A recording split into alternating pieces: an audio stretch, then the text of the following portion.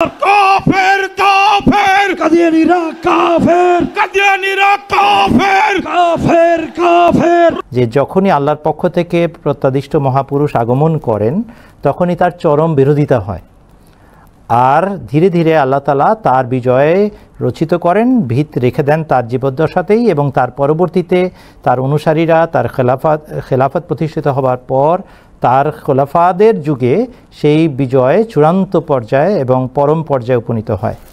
দেখেন কোরআন শরীফের সূরা ইয়াসিনের ৩১ নম্বর আয়াত আমাদের জন্য পথ নির্দেশক। সূরা ইয়াসিনের ৩১ নম্বর আয়াতে আল্লাহ কি বলেছেন?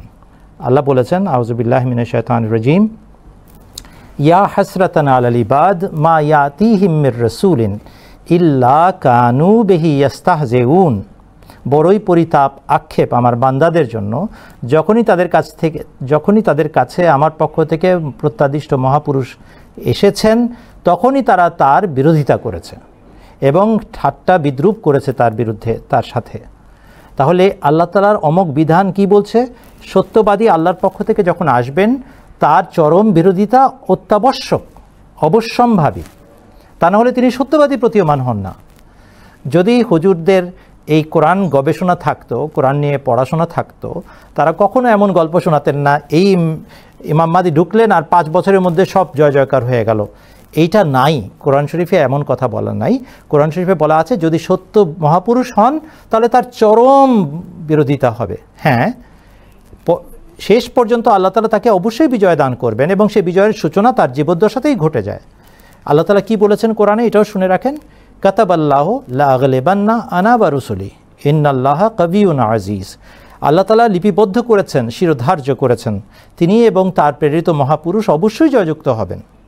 যেভাবে হযরত মুহাম্মদ মুস্তাফা সাল্লাল্লাহু আলাইহি ওয়াসাল্লাম জয়যুক্ত হয়েছেন, যেভাবে হযরত ঈসা আলাইহিস সালাম জয়যুক্ত হয়েছেন, যেভাবে হযরত মূসা আলাইহিস সালাম জয়যুক্ত হয়েছেন, যেভাবে হযরত শুআয়ব আলাইহিস সালাম জয়যুক্ত হয়েছেন, যত নবী রাসূলরা এসেছেন তারা যেভাবে জয়যুক্ত হয়েছেন ঠিক সেভাবেই হযরত আকদাস ইমাম মাহদী মসিহে মাউদ আলাইহিস সালাম রাসূলের বরকতে আসবেন এবং জয়যুক্ত হবেন।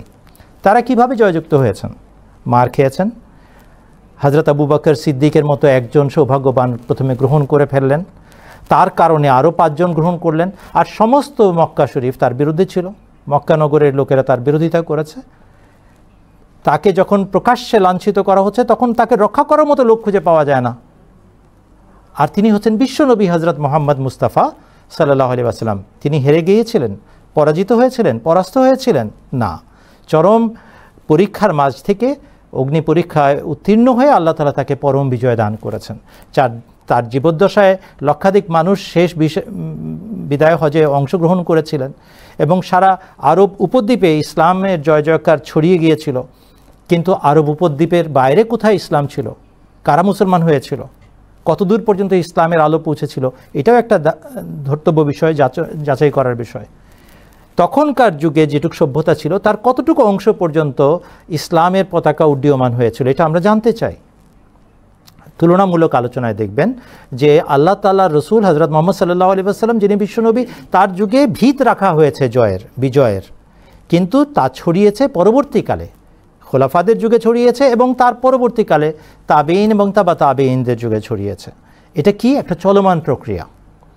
অতএব যারা ইসলামের যে অংশ হযরত আকদাস ইমাম মাহদী আলাইহিস সালাতু ওয়াস সালামকে গ্রহণ করেছেন তাদেরকে যাচাই করে দেখেন সেই আলো, সেই ইসলাম, সেই ঈমান তাদের মাঝে আছে কিনা। যদি দেখেন যে তাদের মাঝে আধ্যাত্মিক বিপ্লব সাধিত হয়েছে, খাঁটি ইসলাম প্রবর্তিত হয়েছে, প্রতিষ্ঠিত হয়েছে এবং তাদের মাঝে সেই একই ইসলাম প্রতিষ্ঠিত হয়েছে যা 1400 বছর আগে হযরত মুহাম্মদ মুস্তাফা সাল্লাল্লাহু আলাইহি ওয়াসাল্লাম দেখিয়েছেন, শিখিয়েছেন, তাহলে ইমাম মাহদী তার কাজ করেছেন। আপনি বাইরে থেকে তামাশা দেখতে চাচ্ছেন আর নিজে এসে কাজ করতে চাচ্ছেন না, সেটা আমরা বুঝি, কিন্তু যারা কাজ করছেন তাদের ভিতরে যদি সেই গুণাবলী আপনি পরিলক্ষণ করেন, যেটা লক্ষ্য করে দেখতে পারেন, তাহলে এটা সত্য জামাত। আর আল্লাহ তাআলার অসীম শক্তি এবং নিদর্শন বলে এই জামাত অগ্রসর হচ্ছে এবং হতে থাকবে, এবং সেই দিনও আসবে যে দিনের কল্পনা আপনারা মাথায় রেখে কথাটা বলছেন যে সব দিকে আহমদিয়া ইসলামের জয় জয়কার হবে, সেই দিনও আসন্ন প্রায়। কিন্তু সৌভাগ্যবান তারা যারা এখন সত্যকে গ্রহণ করেন। যখন মক্কা বিজয় হয়ে যায় তখনকার দলে দলে যারা ইসলাম গ্রহণ করে তারা আর মক্কা বিজয়ের আগের কষ্টের যুগের মুসলমান এক সমান মুসলমান নন। পুরাণে এই প্রশ্ন তোলা আছে, তারা কি এক সমান হতে পারে? কখনো না। যারা কষ্টের যুগে হযরত আকদাস মির্জা গোলাম আহমদ কাদিয়ানী আলাইহিস সালাতু ওয়াস সালামকে সত্য মাহদি এবং মসিহ বলে মানবে, তাদের সওয়াব, তাদের মর্যাদা অনেক বড়।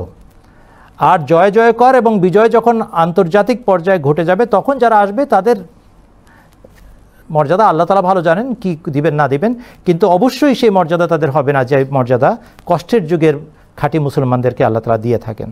অতএব আপনাদের জন্য আমন্ত্রণ, কোরআনকে মান্য করেন আর দেখেন সেই মানদণ্ডে হযরত মির্জা গোলাম আহমদ কাদিয়ানী আলাইহিস সালাতু ওয়াস সালাম সত্য প্রতীয়মান হন কি হন না।